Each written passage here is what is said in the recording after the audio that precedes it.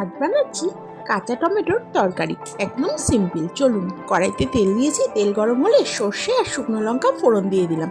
তারপরে এরকম আলু দিয়ে দিলাম। আলুটা আলু ভাজার মতো কাটতে হবে, কিন্তু একটু মোটা। আলুটা হালকা একটু ফ্রাই করে নিয়ে তার মধ্যে দিয়ে দেবো কাঁচা টমেটো। কাঁচা টমেটোগুলো এরকম পাতলা পাতলা স্লাইস করে কেটে নিয়েছি।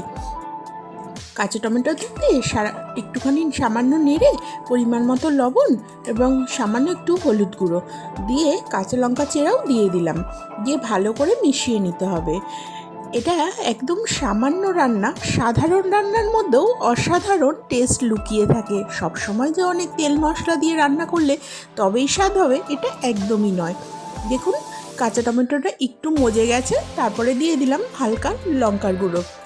যেহেতু টমেটো টক হয়, কাঁচা টমেটো, তাই এই রান্নাটা একটু ঝাল বেশি হলে টক ঝালে খেতে দারুণ লাগে। তারপরে ঢাকা দিয়ে একটু 10 থেকে 15 মিনিট অপেক্ষা করলাম। দেখুন টমেটো থেকে কীরকম জল বেরিয়েছে, আর সমস্ত কিছু আমার আলু টমেটো সব সিদ্ধও হয়ে গেছে। এটা নেড়ে চেড়ে জলটা একদম শুকিয়ে নিতে হবে। শুকিয়ে নিয়ে যেহেতু টক, তাই জন্য সামান্য একটু ব্যালেন্স করার জন্য চিনি ছড়িয়ে দিতে হবে। দিয়ে ভালো করে মিশিয়ে নিয়ে নামিয়ে নিলেই একদম রেডি হয়ে যাবে কাঁচা টমেটোর তরকারি। একবার হলেও বাড়িতেই রান্নাটা করে অবশ্যই কমেন্টসে জানাবেন কেমন লাগলো। আর একটা সাবস্ক্রাইব করতে ভুলবেন না। গরম গরম ভাতের সঙ্গে সার্ভ করুন। ভিডিওটি দেখার জন্য অনেক ধন্যবাদ। টাটা।